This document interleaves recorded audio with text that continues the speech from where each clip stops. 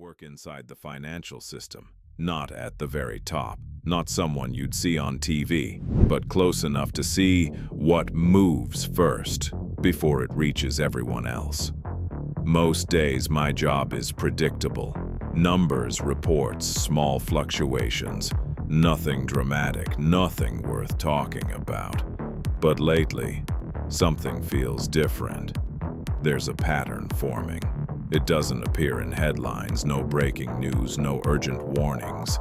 But inside the system, the same signal keeps repeating. Gold. At first, it looked normal. Small adjustments, routine diversification. But then the numbers kept growing. Bigger allocations, faster movements, until one number stood out. Roughly $95 billion, quietly shifting into gold reserves.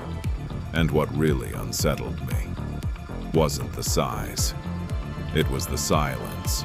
No panic, no public concern, just quiet, deliberate movement. And that's when I realized something doesn't need to be out to be serious. That morning started like any other. I logged into the system, opened my dashboards, started reviewing reports. Currencies, bonds, liquidity flows. Everything looked stable, balanced, controlled. Exactly the kind of stability we're trained to expect. Then a small update appeared on my screen. Gold reserve target adjusted. It didn't seem important.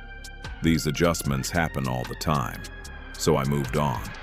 But then it appeared again, in another report, and then again. Different region, same update. That's when I slowed down. I started cross-checking. And what I found didn't feel random.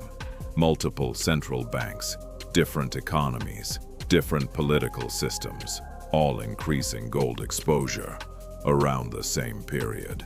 At a similar pace. That's not coincidence, that's alignment. And alignment at that level usually has a reason we don't see yet. Before I go further, I need to be clear about something. This is a fictional story, inspired by real-world financial trends and behaviors. The character you're listening to, the scenes, the conversations, they are dramatized, but the patterns, the movements, the signals behind this story, those are very real. Later that day, I stepped out into the corridor. It was quiet, almost too quiet. That kind of silence you only notice when something feels off. Two senior economists were standing near the window, talking carefully, measured tone, controlled body language, the kind of conversation that isn't meant to be overheard. The board expects our analysis by morning. I wasn't trying to listen. Let's review the models again. But one phrase caught my attention. Erosion of trust. I stopped walking. Not completely, just enough to hear more. Then one of them said something that stayed with me. We don't reflect this to the public. That sentence changed everything, because that's not how you talk about normal conditions. That's how you talk about managing perception. That's when it became clear. This wasn't just strategy. This was protection. About a week later, the pattern became impossible to ignore. It wasn't just isolated adjustments anymore. The data started forming a clear direction. Large-scale movements, consistent flows, multiple regions, same behavior.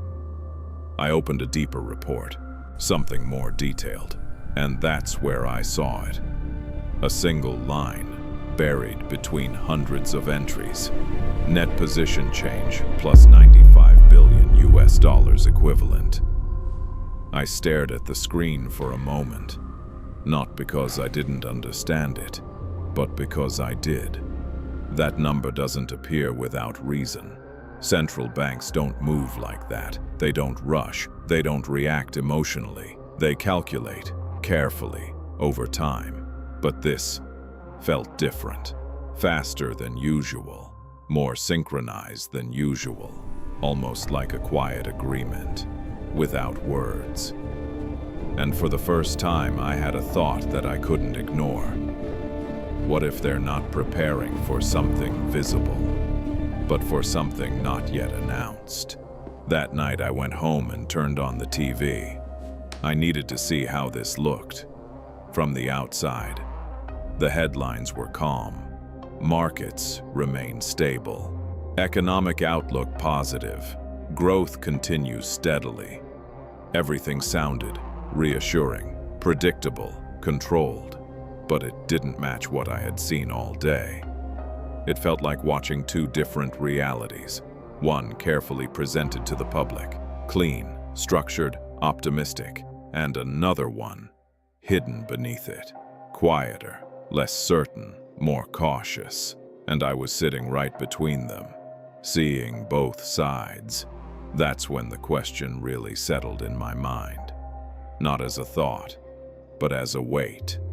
If everything is truly stable, why are the most powerful financial institutions in the world moving towards safety? Why gold? Why now? And why all at once? There's something they teach you early in this field. Markets move in cycles. Confidence rises, then slowly fades.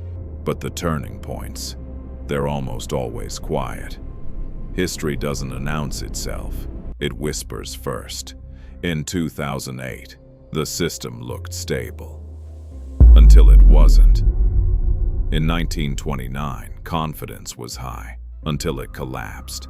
And before both of those moments, there were signals. Small ones, subtle ones. The kind you only notice if you're looking closely.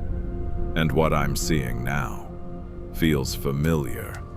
Not panic, not collapse, but a shift. A quiet repositioning, like pieces being moved before the game changes.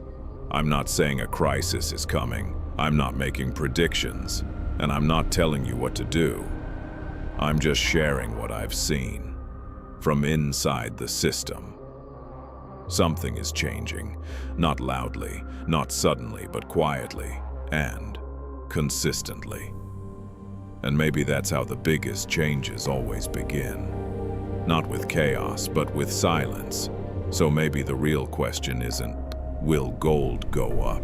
Maybe the real question is, how long can a system appear stable while preparing for something else?